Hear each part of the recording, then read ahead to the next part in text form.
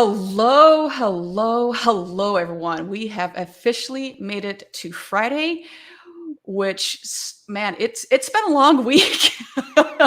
And that's coming off of I was on vacation, and that's coming off of vacation. So I kept asking, I got back on Tuesday night, I think it was, and it's Friday, and I go, man, I feel like it's been like 3 weeks into one week. But hey, it's all worth it because to my right, to your left, however you're sitting, we have Kaylee Felio. Man, am I excited.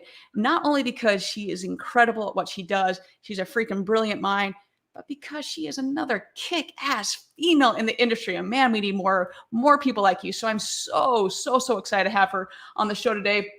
And honestly, you all should be too, because man, we're going to be dropping some massive knowledge. Well, I'm not going to be, because my guests do all the talking for me, because that's why they come on the show, to make us all better. So with that, Kaylee, we're going to kind of just tell us a little bit. Well, actually, before that, I'm going to embarrass you just a little bit here.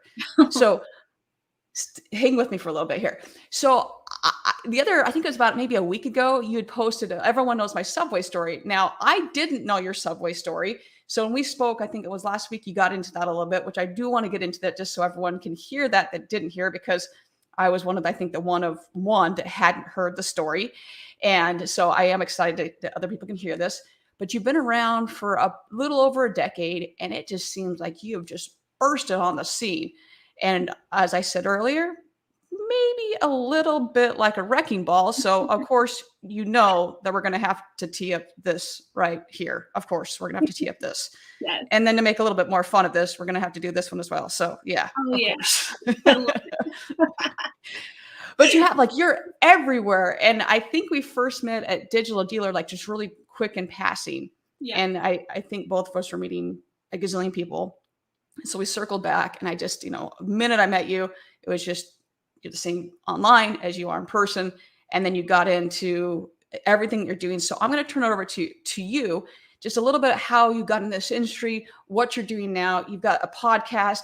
You're, like I said, you're everywhere right now. So tell us a little bit about what you're doing and who you are and what PartsEdge is, and a little about just about, like I said, with everything you're doing right now. Thank you. Thank you for that. That was really fun. I haven't heard anyone say like a wrecking ball. That was awesome. And it feels kind of like that. It's because I've been around for a while, and I've been working for PartsEdge or with PartsEdge for about 10 years. There's a little bit of a break that I took in the middle, but I count overall 10 years because, I was younger and had to venture off and do other things and figure out what I really wanted to do. But the Subway story, I always joke that everyone knows it because I feel like I tell it all the time. My bosses, the founders of PartsEdge, were my regular customers. So the Subway restaurant that I was managing was in the same parking lot as our offices are in San Diego. And that Subway was built from scratch. So I was part of the team to help recruit and train all the people and manage that whole store and bring it up from nothing, basically, because it was a new location. And I was fairly young. I was 17. I was still in high school when I was building this with the owner. But they were my regular customers. They came in every day, and we just really got to know each other. They asked me if I knew anyone that was looking, and they were actually asking me. And it went right over my head when they told me. I was like, I don't know, maybe I don't know anyone. And then it got me thinking, like, I'm going to college. I don't know if I'm ready to buy a Subway or what that whole thing looks like. So, I was like, I would like to explore this. So I took the position with them and the operations. So I got to learn our day-to-day, what we do for parts managers, and the data and all of that. And although it was great and I loved it, I was discovering that I really have a passion for sales and marketing and wanted to get into that aspect of the business. So that's why I left for 2 years and kind of got that experience somewhere else and took it back to PartsEdge and developed the marketing and sales because there wasn't really any at all. So yeah. And I think it's how often that happens, whether it's a communication error, that it's, hey, we think, I go back, there's a Friends episode where Chandler and Monica are talking. He goes, what if I unpack my stuff here? And she's like, well, then all your clothes will be here. And he's like, how about if I tell you exactly what I mean. And there's no more guessing that I want to move in with you. And it's like too often that we're trying to communicate something with someone and you're like, why can't I just communicate this? So you're like, no, how about you come work for us because we want you to work with us because you're incredible. So I know. I think they were trying to be polite too, because it was like my workplace. But yeah, no. they're like, check here if you want to come work with us, check no if you don't. How about that? Yeah. Yeah, and I I'm love like, it. and I didn't even know what these guys did. I just knew they, were business owners, and I was like, these guys, I wonder what they do. And then once I learned, I really was like, this is really cool. And that's why I was like, I want to come and sell and do the marketing for you guys, because I believe in what we do, and there was nothing there to really support that. And that's what I really was like, I want to help do that. So And so you went from there, and then the podcast, which is the Parts Girl podcast. mhm. You've been doing that now. I want to say 12 or 15 episodes. Is that That's about about right? right. So about 2 months, 2 to 3 months. So I was launching every other Friday, but due to having so many guests, I was like, I need to do it every Friday. So I'm launching it every Friday, a new episode. Yeah, that's been fun. And if anyone hasn't listened to it, one, go listen to it. It's also, and I'm going to, in the show notes as well. We're going to throw this up there just in case you haven't. If you're not looking at the show notes, you can go follow this link here, like any of the guests. Search it, click on it, whatever, in the show notes. That's going to take you to everything about Kaylee and about PartsEdge. And there obviously it's going to take you right to her podcast. You can go look at it, obviously, as well. It's going to have YouTube. You can go view her. I love when I went and looked at your podcast, and when you have the show description, everyone does this differently. And I won't say there's a right way. There is a right way, and there is a wrong way for people on how they do descriptions. Because sometimes you're like, so I'm sorry, what is it you do? I don't know what your podcast is about. And you go through, I'm just going to read some of the lines that you have in your podcast, just for anyone out there. Once again, sometimes you may think, oh, it's about parts. Oh, that's going to be so boring. It's not. You're not. I'm going to call bullshit on that one. Because once again, here's a couple lines from it, is that even if you aren't in the industry, you read, like, you're going to read this intro and be like, dude, I want to listen to this right now. You're going to level up the way we do business in the auto industry. You gain insights into the wins and struggles from the automotive professionals. You'll leave feeling motivated, challenged, and ready to implement lessons that will make your dealership stronger than ever. Man, even if you're not in the auto industry, like, man, I want to go listen to that right now. Like, go listen to her podcast. Like, just like those 3 little bullet points right there of things about your podcast. Go listen to it. Like, so huge plug for you. Go listen to her stuff right now. So yeah, that was my fear naming it the Parts Girl podcast. I'm like, I don't want everyone to feel like we're only going to talk about parts. I mean, obviously I want more parts people to join and talk about parts, but I had to name it the Parts Girl podcast because that's like how everyone knows me. So yeah. Yes. Yeah, I love those. Like I said, just the description alone, and that's sometimes half the battle is when you're doing something in the social world, especially on podcasts, is nailing that description. I remember I was having another individual look at some intriguing things, having the helpful criticism, constructive criticism, and he's like, "Hey, you just need to tweak some things here." And I was like, "Hey, thank you so much," and I'll get yours. I was like, boom. Wow. It's so spot on. So great job with that. So, all right. So let's circle back here a little bit. So you, not only are you doing PartsEdge, you killing it there. You've got the podcast. I think the most important title is mom, and you've got just an adorable little girl. So yeah, you're killing it there. So you've got both ends of the spectrum of, hey, I'm doing successful over here, and you're killing it as a mom. So just kudos for that. That's not an easy task to do that. So 2 thumbs up on that one. Thank you for that. No. You're so welcome. All right, so let's jump into this a little bit here. So also, reading some more on your website, which automatically sparked my interest, was for a couple reasons. One, it literally says on your website, I'm calling it your website because it's your website now. Your marketing. So any marketer's like, oh yeah, when anybody has a problem, well, it's your website. It's not my website, but now it is. So it says that it actually states that dealerships' parts departments are responsible for nearly half of the dealership's the profits. So my question to you, as I'm sure you get asked this quite a bit, is how many people actually know this? How much of the industry actually knows this? I feel like a lot of people know this, but they don't show it, maybe is the right way to say it. Like, we all know that parts and service generates nearly half of the dealership profits, and the dealer actually owns the inventory, the parts inventory, where it's an actual cash investment that the dealer has made. So I just, I feel like more people need to really treat it like it is the thing. Is I think a lot of people know it, but we need to act like it, maybe is the right way to say it.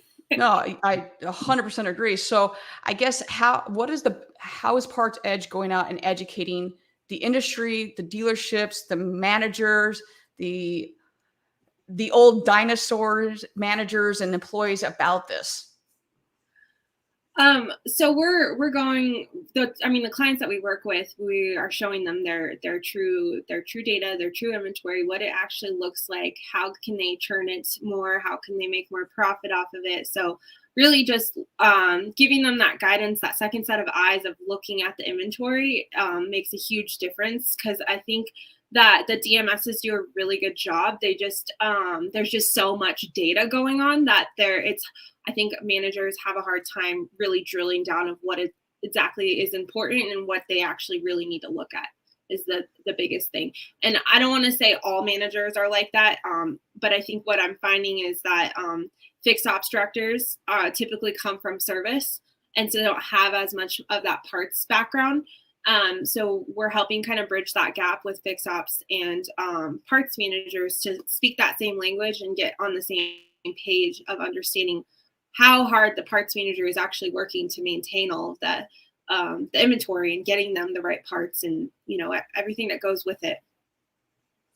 I love that. So, and this kind of just dovetails into what I just asked and what you kind of just answered. But how many stores do you think are maximizing their parts potential, and how do they go about doing that in a very high level way? How many are doing that? Really all the ones that we work with. You're like all the PartsEdge customers. How about that? That's the thing is the dealerships and parts has always just kind of worked. I think I've mentioned this before, is like, there's always this focus on variable and service and bringing in the customers, and then the parts will just be there. And a lot of times I think they don't realize is that the parts manager is working really hard or they don't really even understand all of what the parts manager is doing, right? Like, what if something happens to that parts manager? And then I think the important thing is understanding all of what they're doing, because there's so many products and tools and services for service and sales. What about the parts manager? It's like using really old tools or really old processes that they're spending a lot of time that they really shouldn't be, especially the ones that really understand the process. Yeah.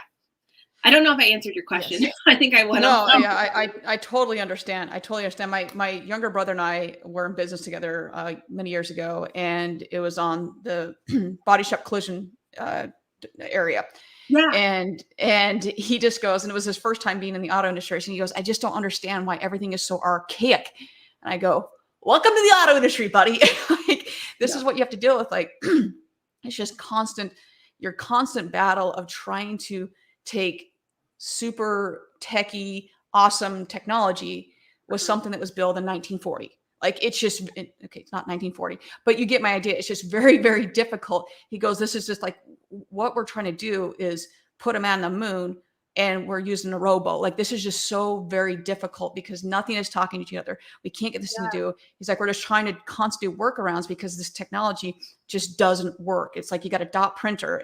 So 100% know what you're talking about there. Totally. And with the parts department and the parts managers, is a lot of the DMS is there. It's for them and it works really well. It just takes a lot of work to really get it to advance the way that they're doing things. So I always give the analogy or the example of, like, you wouldn't hire a technician that only use tools from the 1800s. You want them to use the latest tools. The same things for your parts manager. You want them to use the latest tools because they can work faster. They can get the job done better. Same thing with the tech. Like, it's just one of those things. So before we go any further, obviously PartsEdge is helping to maximize the profits, to help maximize is my printer. Maximize is what you guys do. You just invented a new word, maximize. It's a Friday. And for all you know, this could be Tito's. We're not really sure. We're not sure. So how does PartsEdge help facilitate and make the entire process more seamless for your clients? So it's a mixture of consulting and, again, going back to the data and knowing what you're looking at. So we just help them by, because it's not a one size fits all. The markets are different. The parts manager's style is different. Their level is different. So we first identify where they're at, and then we can always tell too, based by looking at the numbers, where things can be improved.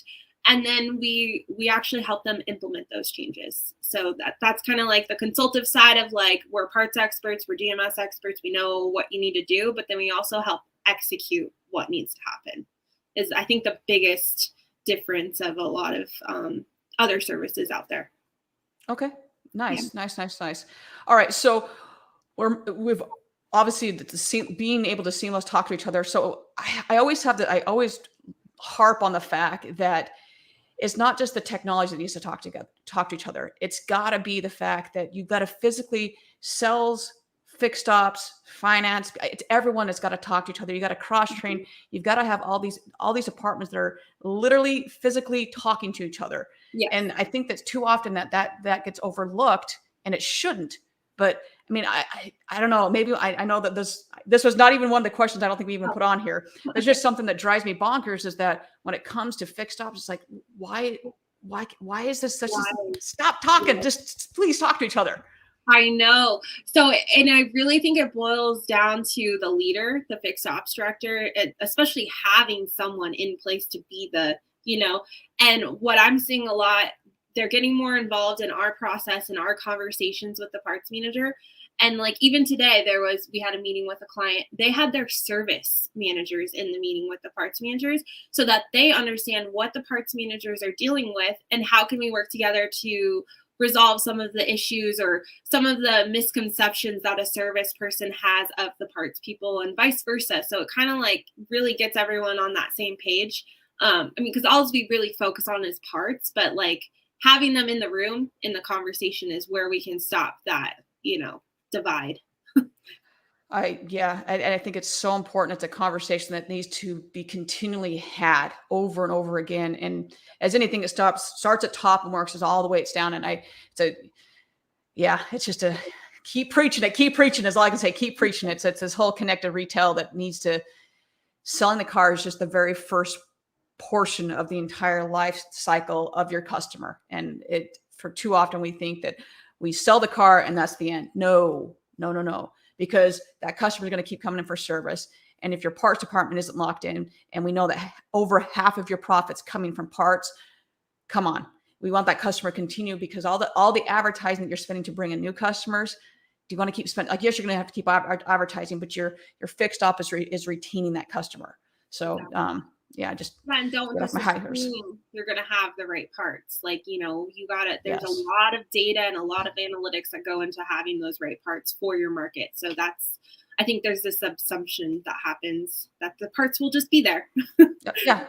And especially now, and how you go about, even from a parts department, of whether it's a chip shortage or whether it's whatever chaos that's going on in the world, the communication between all parties of, hey, you said you had this, whether it's whatever department it is, the communication of all parties saying, hey, I thought we had this, or I overpromised, underdeliver, but how about over delivering? Hey, this isn't in right now, but we'll tell you when it's in, and then doing a video when it's in.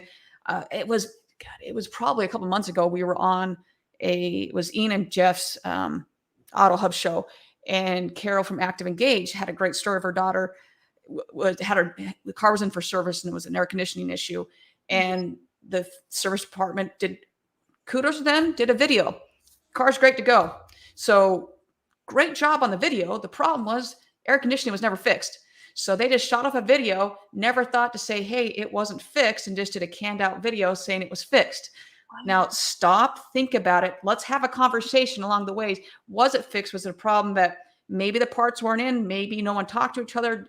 There's just all these different things. If someone would slow down, talk, fix it out, don't just because a CRM tells you to do something or whatever, Yeah. figure it out, then do a process of, but people process product at the end of the day. So yes, all this technology is great, but are we actually using it correctly? So that's the whole piece. I know. I mean, we deal with that with our own processes and our CRM, you know, it's like all the technology is there, but we have to use it correctly to execute properly. yes. Yes, yes, yes. Okay. So going into, so we've kind of talked about this a little bit, but I don't know if you want to add more to this, is how can, as an industry, how can we better support the parts department and the fixed op department? In your opinion, what are some like take home messages or ways that we can do this to support the parts department better? I would say, you know, I think there's this negativity that happens with parts. Like there's the assumption maybe that they're lazy or they don't really try hard to get the right parts or whatnot. And I think that we need to you know, get the service to understand what they're, and vice versa. You know, it's not, you know, there's always the parts side too. I'm not saying parts is perfect. I'm just saying, like, I think service and I think techs need to understand how hard it is to look at a catalog and really figure out there's so many parts. Like we need to communicate better. They need to understand that it's not as simple as that. They need to research and make sure they are ordering the right part. And when the wrong part is ordered, you know, I would assume most people feel really badly about that. They're not like, you know, well, forget it. No, they feel badly when they order the wrong part. So how we can do better is communicate, like we said, you know, cross training, making sure everyone understands each role. And I think as dealers and upper management, to not assume that the parts manager knows how to do everything, or that, how's the right way to say it? Don't assume that they have it all, because parts managers' personalities is that they're just going to take everything on their shoulder and they're going to figure it all out. And you know what? There's not a lot of help for them, but there is. And that's the whole thing I think fixed ops and dealers need to understand, is that there is help for them. There is a tool that can help them do their job better, and then help you all communicate. That's the biggest thing, is everyone on the same page. Yeah. And then the assumption is always, I think we're so quick to assume the worst in people, assume the best in people. And then if something bad happens, okay, then understand that a glitch happened. I mean, I was working, even being on the dealership side of things. There was a logistic problem. I think you and I may have talked about the logistic problem in shipping, where it had nothing. The parts department did the right thing. Everyone did the right thing, and the shipping the trucks decided, we're not going to tell anybody. We're just going to change where your stuff is on the truck. So instead of always delivering at 7 a.m. or 6 a.m., whatever time it was normally, we're going to now decide we're going to bring your stuff now at 4 p.m. Not tell anybody. We're just going to now completely change the time, which then screwed everybody up. And this store was like they did a lot of ROs, a ton of traffic. We'll just leave it at that. Yeah. So now you've got very, very upset customers. And this was by no fault of the parts manager, no fault of anyone. It was 100% on the shipping company. Yeah. So now you got to unwind a bunch of, now you're at least a day behind. Now they righted it by, getting hold of and having some I'll call them Brooke 4-letter words. We like to call them dropping some F-bombs, but they got it righted. But and this has nothing to do with anybody. So instead of jumping to conclusions that they screwed up, it's all their fault, it's always the parts department. No, they did everything right. Did everything right. That's the thing with shipping is there's so many shipping companies and things, and it's out of the dealer's hands really a lot of times, and you have to go back to the manufacturer and kind of fight that too. Is like, you need to change my schedule because I'm really large and we're losing customers. So yeah. Oh yeah. Yeah. There's so many different things that could be. And so instead, 100% just, and as always, people have heard me say this a lot, lead with empathy. It's just lead with empathy. Understand this may be something that, there's a lot of reasons for things to happen. And there's a lot of dominoes that can fall that you have no idea what's going on. So Okay. So with all that's going on, we have technology, we have people, process, and product. Where do you see the parts department, or where would you like to see it in 5 years from now? Oh, that's a good question. People ask me that. I think a lot of what we need to do, which I feel like we're already kind of moving in that direction, is parts need to be more accessible online. So there's a lot of great services out there that help dealerships achieve that. It's a lot of work, but it's worth it because let's face it, we need to be online. We need to be able to market our stuff. We have an advantage because we have genuine parts. People do want those parts, and you can only get those at dealerships. So we need to be able to be online, I think, is where we're heading, and already there. Just there needs to be some more advancements, I think. Yeah, I think, and then just, I would love to see more parts managers take advantage of the tools that are out there, because I think that they like to have everything in their control, and it's just there's tools that can help you. that's where I'm going to leave it. I love it. I love it. I love it. Okay, so before we jump into the lightning round questions, for everyone out there, where can they find you? I know we've got the link up there, but for everyone out there, so it's on record so they can hear it, where can our guests find you? Well, if you're on LinkedIn, look me up on LinkedIn. I spend a lot of time there. And then, you can go to our website, partsedge.com. I have a calendar link on there. So yeah, wherever you'd like to, whichever way is easier. Awesome. And then check out our podcast, obviously. Oh, yeah, and my podcast. Yes. Plug that for you. Okay. So we're going to jump into the wonderful lightning round questions. So strap in, get your coffee, get your tea, whatever you got going for you. I'm going to fire these off here. So first and foremost, any advice? What's the advice you would give to another female who either is looking to get into the industry or that is in the industry right now?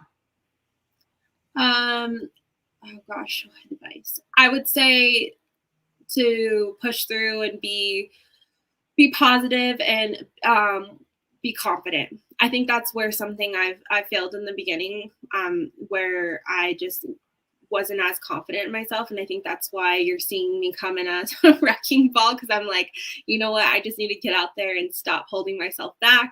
And I know what I'm talking about. And we do a great thing for parts departments. And so I think just working on confidence, because it is a thing to work on. It's not something, some people have it a little bit more naturally, I guess, but I think confidence is a practice. So get into the industry because there's a lot of opportunity, and be confident.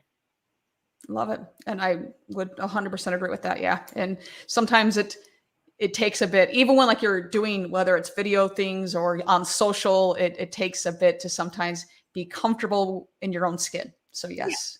Yeah. Great one. All right. What is your favorite thing to do outside of work? Favorite hobby, things to do when to unwind? Well, to unwind, I really enjoy being alone. I'm a loner, so I like to go to hot yoga. That's my unwinding, and I haven't done it probably in about a month, and I'm feeling it because it really helps mentally. And if anyone's ever been to hot yoga, you don't talk to anyone. You just lay there and try not to die because it's hot. Bikram yoga. Try not to die. Love it. Try not to pass out. No, it's really not that hard. Well, it is hard when you're first starting, but that's how I unwind. New name of the show, Try Not to Die. When you do hot yoga. But yeah, no, the challenge of it though is just, it does something mentally, and it's awesome. And I wish I could do more of it. But anyways, that's my unwinding. And then like for fun hobbies, spending time with my family. We like to be, go off-roading and kayaking and just be outside camping. So that's probably my hobbies. And free time stuff. Nice. I like it. And thank you for staying alive. I appreciate you doing that. So thank you. All right. Okay. Favorite vacation spot? Oh gosh. Well, I don't take vacation very much. I feel like we're gonna have to change that first off. Well, I'm actually going on vacation for the first time in a while next week. So that has been planned for a while. So I guess tropical beach stuff, that's what I like. So we're going to Mexico because it's not very far from here, and we're gonna sit on the beach and relax, and I'm really excited. And I'm bringing my mom because she's never really taken a vacation, like in her 52 years. Like my parents never went on a honeymoon, And we've lived in What? San Diego like my whole life, but the beach was there. But like vacation, we never took advantage of that. So I'm like, okay, mom, you're coming to Mexico with us and we're going We're to changing stay. this right now. Come on, seriously. My mom's like my best friend, so it's gonna be fun. No. Okay. All right. Very nice. Very nice. Okay. Okay. So, all right. So we've done vacation. In everything that you do, this can be in personal life or in business. What is something you're constantly having to distinguish facts from feelings in what you do?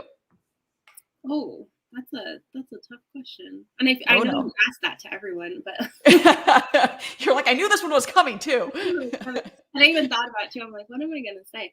Um, you know, facts and feelings. So I don't really know how to answer that question. So I feel like when it's a feeling, like you can feel it in your heart, you can feel it, and I think that's the how you distinguish like is it your mind trying to figure it out and process things, or is it your heart? Are you moving with your heart? So I think that's the biggest thing is you can feel it deep down.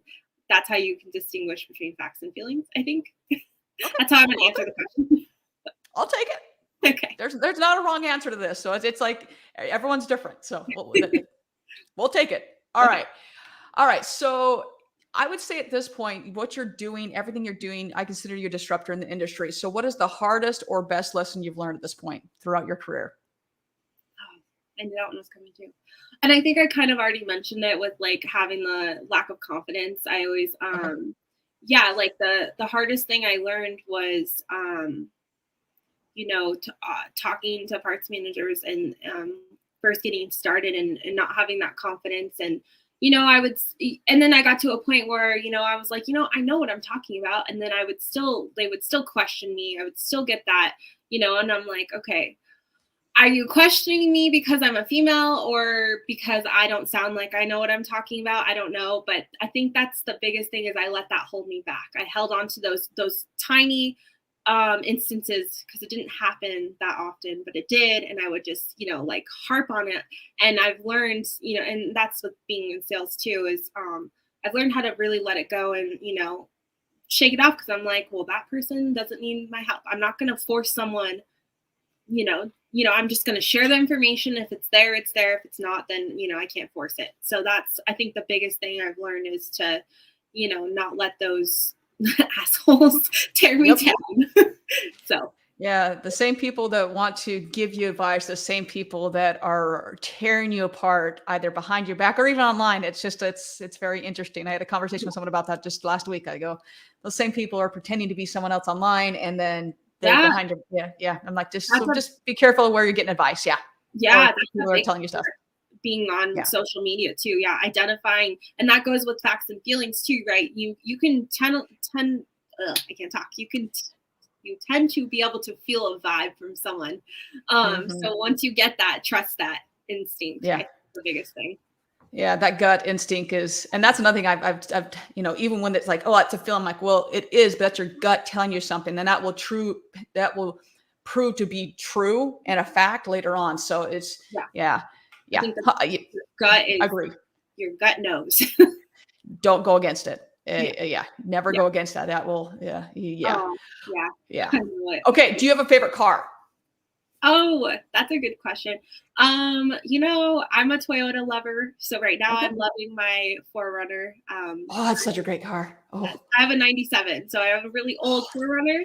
that's a great year. The 94 runners, that was like those are the best years of the 400 in my opinion. That's So what I agree. everyone said, and I really, really like it. The only thing I'm like not loving is the cup holder situation because it's like older. So I'm like, it doesn't fit my giant water bottle, but that's okay. It's Yeah, it fun to doesn't fit drive. these. Yeah, it does not fit that. So hey, we're matching. Ta-da! But yeah, no, I love the 4Runner and it's all decked out to go off-roading because I'm like, I love off-roading and I love driving. I don't like sitting in the passenger seat. So I like that's my toy. Nice. Oh, I love it. I love it. I love it. Okay, so we're gonna finish up with. Do you have a favorite quote? If not, we'll finish up another one. No, I mean there's a Okay. lot. Yeah. All right. Advice you give your younger self. Oh, okay. I've been asked that recently, actually. I think because I feel like I never want to go back because I feel like I'm where I am because I'm supposed to be where I am and all the hard work and everything. But if I were to go back, I would probably tell myself to be a little bit wiser with money and the way saving and just, I'm getting older now and I'm like, man, I've made a lot of money and I started working really young and I'm like, what did I do? I mean, I have a home, I'm stable, but I'm just like, man, I wish I would have done things a little bit differently. But that's okay. Like, I'm okay with it, but that's, I guess, what I would do to go back. And I would probably tell myself to spend more time with my dad because he's gone now. And yeah, I think I would have done things a little bit differently in the past 5 years that he was alive. Oh, I always will say, like, tomorrow's never promised. And I think especially when you've lost a loved one, I mean, because death affects all of us. When it's someone like very, very close to you, it's how quickly those moments you're like, hey, I don't think you quite understand. Never hang up without saying I love you. Always take a chance to be with someone, especially if you have a chance to physically be in the same room with them. Just never, ever, ever pass up a chance. Like, life is so short. And people say that, but until it sinks in your head and in your heart, life is very, very short. Happens, you're like, oh, okay. Which I did know it was coming. I felt it, but I didn't want to believe it either, because he's so young. Well, those are the state. It's like that denial's that first stage of like, no, he's going to get better or whatever the circumstances. It's like, no, it's not going to happen. And it's human nature. We all do it, my friend. We all do it. Yep. We all do it. But all that experience has helped me and grown as a person. And I always go back to it because I'm like that experience really changed me and made me better for who I am. So yeah, no. And as you said, our experiences make us who we are. And I agree with that as well, is that you don't have regrets. You just learn that, hey, if I did go back and change anything, not that I would, because it makes me who I am. I've learned from that I can pass that. I don't know if it's win stuff. I'm not that wise, but I can pass that on to someone else and say, hey, learn from me. Don't make the mistakes that I made, or even not that it was a mistake, but just learn from me and hopefully you can make your life better. So yeah. That's exactly what it is. Agreed. Awesome. Well, it's been such a pleasure speaking with you. Thank you so much for being on the show. So appreciate it. Everyone. I know I already said this, but go check out her podcast. If you're not on PartsEdge, what are you doing? Get with the times, get off your Excel sheet or whatever you're using, get with the times, call her up, check her out. You've got her information now. I've thrown up on the screen like 20 times at this point. It's in the show notes. And you know what's going to happen. Next week, I'm going to be posting again. So I'm going to keep just badgering you with it. So go check her out. Thank you very much. Come on now, people. Let's go. All right. You're so welcome. And as always, as I get a little bit more serious here today, everyone, as always, find a way to serve today. Find a way to go help someone. I don't care what you do. Like, as always, it can just be a kind smile. You can open a door from someone. Just find some way to serve your fellow human being, your neighbor today. And with that, everyone, we're going to sign off. Thank you, as always. So appreciate everything you do for the industry and just your constant upbeat personality. So appreciate it. So appreciate it. And everyone, we'll see you all next week. Thank you. Thank you.